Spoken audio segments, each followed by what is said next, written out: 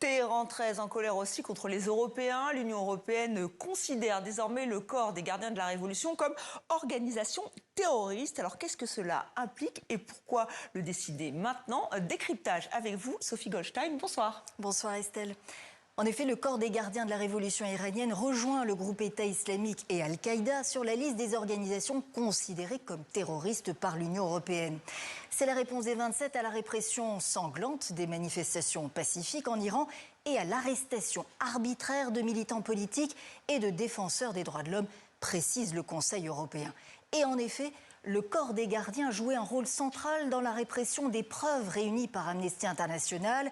Il peut compter notamment sur ces milices bassidj, entre 600 000 et 900 000 personnes dans toutes les strates de la société. Alors quel peut être l'impact de cette décision des Européens ? Eh bien, fort impact symbolique pour commencer, car les dirigeants des gardiens de la Révolution sont sous la coupe directe du guide suprême qui les nomme.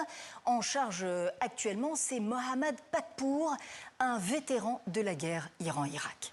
Les gardiens de la Révolution, pour rappel, c'est un État dans l'État en Iran, bras idéologique du régime, puissant service de renseignement. Ils contrôlent tous les secteurs stratégiques de l'économie iranienne et sont désormais visés par des mesures restrictives, interdiction d'entrée, de mettre des fonds ou des ressources économiques à disposition, gel des avoirs, 15 personnes et 6 entités concernées, dont Eskandar Momeini, ministre iranien de l'Intérieur et chef du Conseil de la sécurité nationale. Voilà qui a fait réagir les autorités iraniennes.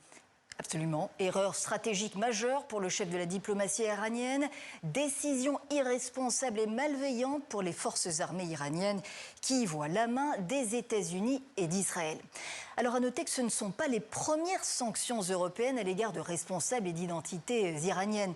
Au final, il faut le savoir aussi, l'Union européenne ne fait que s'aligner sur la position des États-Unis, du Canada et de l'Australie en listant les gardiens de la Révolution comme terroristes. Pourquoi ne pas l'avoir fait avant donc ? C'est toute la question, sans doute. Pour conserver une possibilité de dialogue avec Téhéran, notamment sur le nucléaire. Pendant longtemps, c'était la position de la France et de l'Italie, entre autres, non sans inquiétude pour la vingtaine d'Européens qui seraient toujours retenus en Iran. Ne pas s'aliéner le régime des mollahs donc. Tout cela semble dépasser à un moment de tension maximale entre Washington et Téhéran. Merci Sophie pour ce décryptage.